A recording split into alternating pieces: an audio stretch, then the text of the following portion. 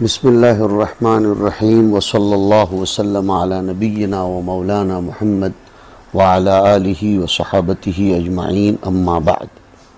باب ذکر الحبشتی۔ قاسم ابن احمد البغدادی کے حوالے سے عبداللہ ابن عمر رضی اللہ تعالی عنہما کی روایت ہے، عن النبی صلی اللہ علیہ وسلم قال اترکوا الحبشۃ ما ترکوکم فإنه لا يستخرج کنز الکعبۃ الا ذو السویقتین من الحبشہ۔ یہ روایت اس سے پہلے آ چکی ہے۔ ذو السویقتین کا ظہور حضرت عیسیٰ علیہ السلام کے زمانے میں یاجوج ماجوج کی ہلاکت کے بعد ہوگا۔ حضرت عیسیٰ اس کی طرف ایک جماعت روانہ کریں گے، تقریباً 700-800 لوگوں پر مشتمل۔ وہ ابھی تو ذو السویقتین کی طرف جا ہی رہے ہوں گے کہ اللہ پاک ایک یمانی طیب ہوا کو چلائیں گے جو ہر مومن کی روح کو قبض کر لیں گی۔ اس حدیث شریف میں حضور صلی اللہ علیہ وسلم کا ارشاد آپ کے سامنے ہے کہ تم حبشیوں سے چھیڑ چھاڑ مت کرو جب تک وہ تمہیں چھیڑ چھاڑ نہ کریں، اس لیے کہ نہیں نکالے گا کعبہ کا گنج گرامایا مگر حبشیوں میں سے ہی ایک دو چھوٹی پنڈلیوں والا شخص، وہ حبشہ کا امیر ہوگا۔ اس سے حبشہ کا لشکر مراد ہے، چھوٹی پنڈلیوں والا وہ امیر ہوگا، اور خزانے سے مراد کعبۃ اللہ کا وہ خزانہ جو کعبہ کے نیچے مدفون ہے۔ بعضوں نے کہا ہے کہ اس میں مخلوق ہے، اور بعضوں نے کہا کہ مستقل مخلوق ہے اس میں، بعضوں نے کہا کہ بطور نذرانے کے آنے والا مال ہے، خدام وہاں جمع کرتے تھے، جو میں نے اس سے پہلے آپ کو سنایا ہے۔ اب جہاں تک حرمن آمینن کے ساتھ اس کا تعارض ہے تو وہ جواب دیا جا چکا ہے کہ باعتبار غالب احوال کے، ورنہ ابن زبیر کا قصہ، قرامطہ کا وغیرہ، یا تو مراد با امن حرم کی یہ ہے کہ اللہ نے حکم فرمایا ہے کہ وہ امن میں رکھیں لوگوں کو اور تعرض نہ کریں، اگر کوئی خود سے ہی اس کے امن کو پامال کرے تو پھر اس کی ذمہ داری حق تعالی شانہ کے نظام پر نہیں ہوتی ہے۔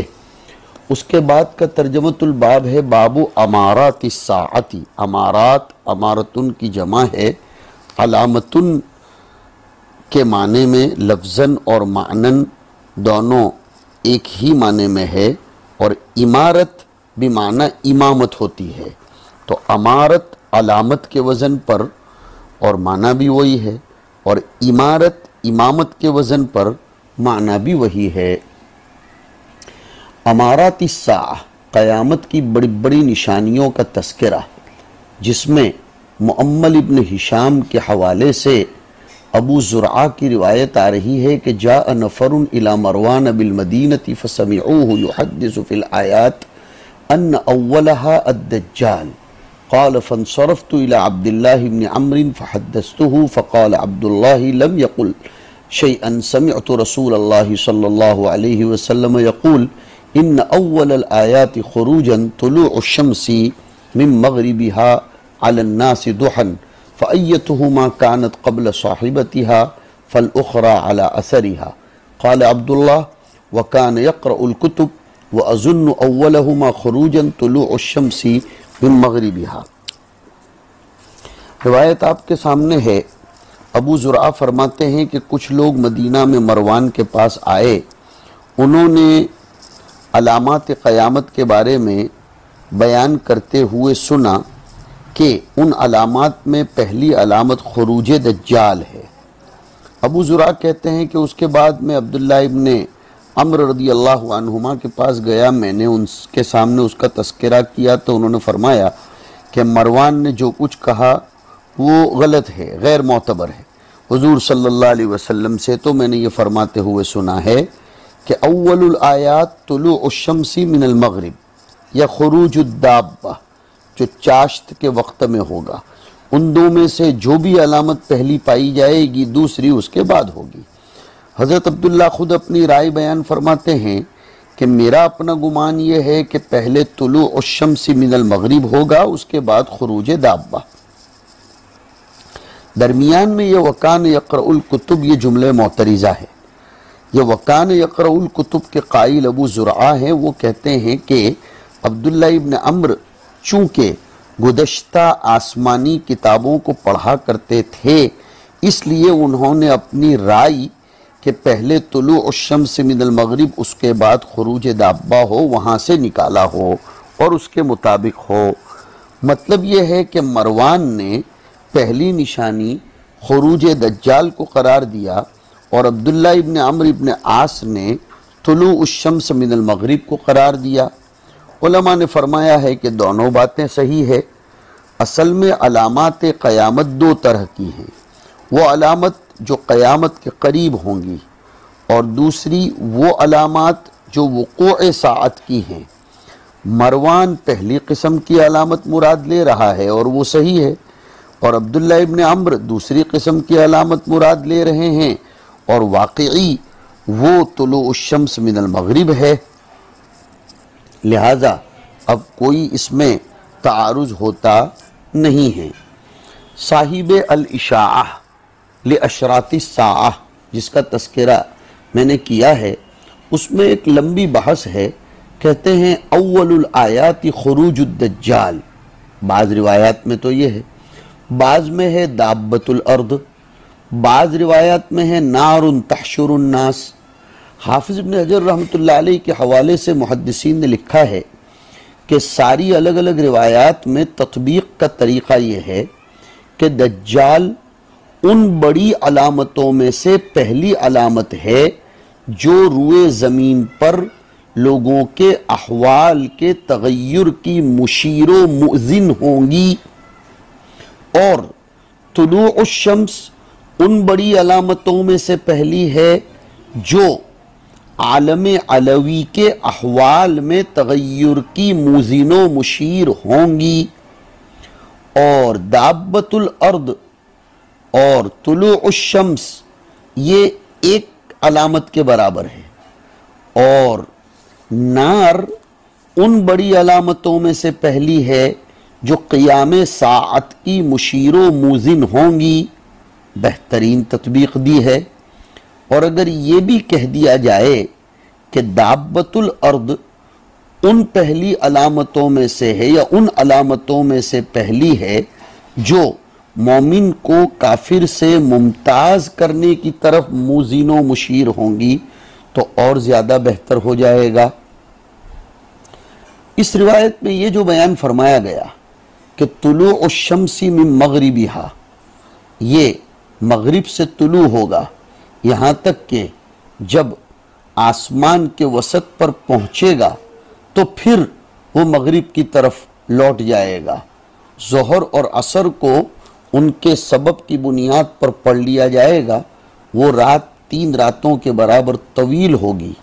حدیث دجال کا مقتضی یہ ہے کہ اس ایک رات میں 5 نمازیں پڑھ لی جائیں گی وقت کا اعتبار کرتے ہوئے۔ مولانا یحییٰ کاندلوی صاحب رحمۃ اللہ علیہ کی تقاریر میں یہ بات ملتی ہے کہ مروان نے اول العلامات دجال کو جو قرار دیا اس سے علامات کبریٰ مطلقاً مراد ہے، چاہے اس کے بعد اسلام کو شوکت حاصل ہو یا نہ ہو، اور ظاہر ہے کہ دجال واقعتاً علامات کبریٰ میں سے پہلی علامت ہے۔ لیکن حضرت عبداللہ ابن عمرو نے ان علامات کو جن کے بعد رونق اسلام اور بہجت اہل اسلام ہوگی ان کو علامات کی تعداد میں شمار نہیں فرمایا، اس لیے کہ حقیقت میں قیامت کا قیام تو نام اس کا ہے کہ اسلام اور اہل اسلام منعدم ہو جائیں، اور دجال کے بعد تو ایسا نہیں ہوگا، بلکہ دجال کے بعد تو اسلام پہلے کے مقابلے میں احسن ہوگا۔ اس لیے عبداللہ فرماتے ہیں کہ لم یأتی مروان بشیء یعتد بہ ومقالۃ یعتمد علیہا، بلکہ جس چیز پر امارت کے لفظ کا اطلاق کیا جانا اس کا حق ہے وہ ہے کہ جس کے بعد قبول کلمہ توحید کی وسعت و گنجائش نہ ہو، اور وہ ہے دابۃ الارض اور طلوع الشمس من المغرب۔ یہ بہترین بات حضرت مولانا یحییٰ صاحب رحمۃ اللہ تعالی علیہ نے فرمائی ہے۔ اب آگے ایک روایت اور ہمیں نظر آتی ہے جس میں علامات بھی ذکر کی گئی ہیں، پہلے ہم اس کو پڑھ لیتے ہیں پھر اس کی ذرا تفصیل کریں گے۔ حدثنا مسدد و حناد کے حوالے سے روایت جا رہی ہے کہ قال رسول اللہ صلی اللہ علیہ وسلم لن تکون او قال لن تقوم حتى تكون قبلها 10 آیات طلوع الشمس من مغربها وخروج الدابة وخروج یأجوج ومأجوج والدجال وعیسی ابن مریم والدخان وثلاث خسوف، خسف بالمغرب وخسف بالمشرق وخسف بجزیرة العرب وآخر ذلك تخرج نار من اليمن من قعر عدن تسوق الناس الى المحشر۔ حضور صلی اللہ علیہ وسلم اس روایت میں فرما رہے ہیں کہ قیامت سے پہلے 10 علامات کا پایا جانا ضروری ہے۔ علامات عشرہ کے وقوع کی ترتیب یہاں نہیں ہے، غیر مرتب طور پر حدیث شریف میں اس کو ذکر کیا گیا ہے۔ ترتیب اس طرح ہے، آپ سنیے۔ سب سے پہلے خسوفات ثلاثہ، پھر خروج دجال، پھر نزول عیسیٰ، پھر خروج یاجوج و ماجوج، پھر اس ریح کا چلنا جو اہل ایمان کی ارواح کو قبض کرے گی، پھر طلوع الشمس من المغرب، پھر خروج دابۃ الارض۔ لیکن بعض محدثین یہ کہتے ہیں کہ اس میں توقف اور تفویض الی اللہ بہتر ہے، اور بعضوں نے یہ بھی فرمایا کہ طلوع الشمس اور خروج الدابہ کو ریح کے چلنے سے پہلے قرار دیا جائے۔ دابۃ الارض کے باب میں علماء لکھتے ہیں کہ مسجد حرام سے صفا مروہ کے درمیان ایک مخصوص قسم کا جانور نکلے گا۔ وَإِذَا وَقَعَ الْقَوْلُ عَلَيْهِمْ أَخْرَجْنَا لَهُمْ دَابَّةً مِّنَ الْأَرْضِ تُكَلِّمُهُمْ أَنَّ النَّاسَ كَانُوا بِآيَاتِنَا لَا يُوقِنُونَ۔ وہ چوپایا اس کی لمبائی 60 گز کی ہوگی، مختلف الخلقت ہوگا، بہت سے حیوانوں کے مشابہ ہوگا۔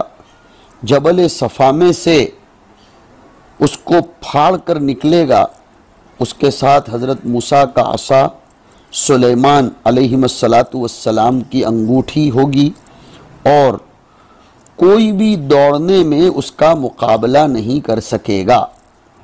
مومن کو عصا سے مارے گا اور یہ لکھ دے گا مومن کے منہ پر کہ انت مؤمن یا مؤمن، اور کافر پر مہر لگا دے گا چھاپ کے ساتھ اور اس کے منہ پر کافر لکھ دے گا۔ یہ دابۃ الارض مکہ مکرمہ میں کوہ صفا سے سر سے مٹی جھاڑتا ہوا مسجد حرام میں حجر اسود اور مقامی ابراہیم کے درمیان پہنچ جائے گا۔ کوہ صفا سے نکلے گا اور حجر اسود اور مقام ابراہیم کے درمیان پہنچے گا۔ اس کو دیکھ کر لوگ بھاگنے لگیں گے، ایک جماعت رہ جائے گی۔ یہ دابہ ان کے چہروں کو ستاروں کی طرح روشن کرے گا۔ اس کے بعد وہ زمین کی طرف نکلے گا، ہر کافر کے چہرے پر کفر کا نشان لگا دے گا، کوئی بھی اس کی پکڑ سے بچ نہیں سکے گا، یہ ہر مومن اور کافر کو پہچان لے گا۔ ابن کثیر وغیرہ نے دابۃ الارض کی حیت اور کیفیات و حالات کے متعلق مختلف روایات بھی نقل کی ہیں، لیکن ان میں سے اکثر محققین کے یہاں قابل اعتماد نہیں ہیں۔ روایت میں لفظ دخان جو آیا ہے دھواں نکلے گا، مشرق و مغرب کو بھر دے گا اپنے آپ سے، 40 روز تک یہ ٹھہرے گا۔ مسلمان زکام زدہ کی طرح ہوں گے اور کافر مست لوگوں کے مانند ہو جائیں گے۔ سورہ دخان میں آیا ہے یوم تأتی السماء بدخان مبین، وہ اسی پر محمول ہے۔ ابن مسعود اور دیگر تابعین، ان کے یہاں اس سے مراد وہ قحط ہے جو قریش پر پڑا تھا حضور صلی اللہ علیہ وسلم کے زمانے میں، یعنی حضرت حذیفہ اور تابعین یہ یوم تأتی السماء بدخان مبین کو اسی دخان پر محمول کرتے ہیں، لیکن ابن مسعود وغیرہ یوم تأتی السماء بدخان مبین کو اس قحط پر محمول کرتے ہیں جو حضور کے زمانے میں آیا تھا۔ حضور کی دعا تھی اور فرمایا تھا کہ اے اللہ ان پر 7 سال کا قحط برسا جیسے تو نے مصریوں پر یوسف علیہ السلام کے زمانے میں برسایا تھا۔ دخان کے باب میں حضرت حذیفہ اور عبداللہ ابن مسعود کی رائے کا یہ اختلاف بڑا مشہور ہے کہ حضرت حذیفہ اس کو قیامت کے قریب ہونے والے دخان پر محمول کرتے ہیں اور عبداللہ ابن مسعود قریش پر آنے والی بددعائے نبوی قحط سالی پر محمول کرتے ہیں۔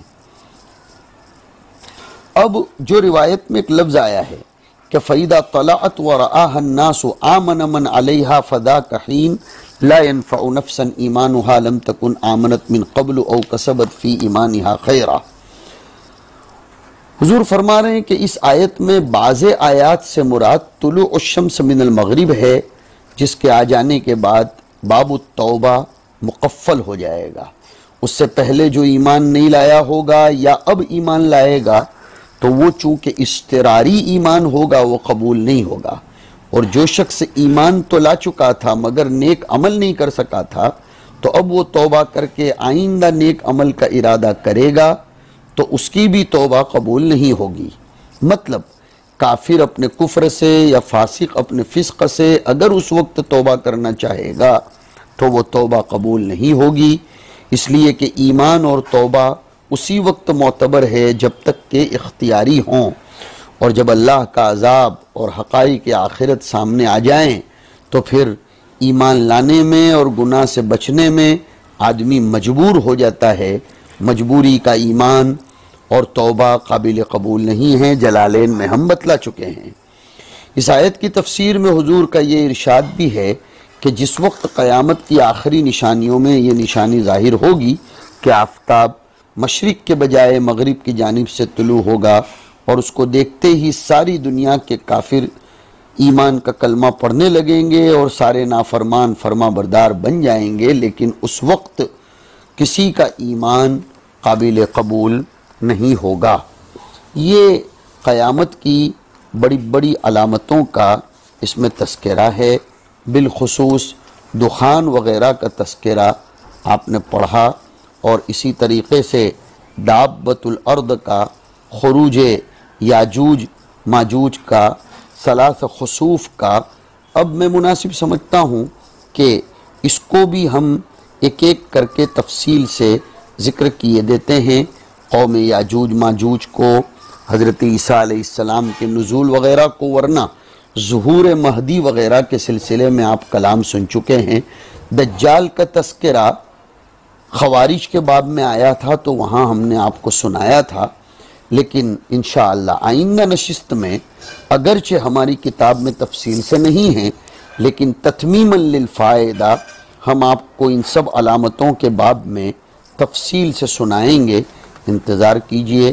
حق تعالی شانہ ہم سب کی بھرپور حفاظت فرمائے اور ہمیں استعداد آخرت کے لیے توفیق ارزانی فرمائے۔ وصلی اللہ علی النبی الکریم۔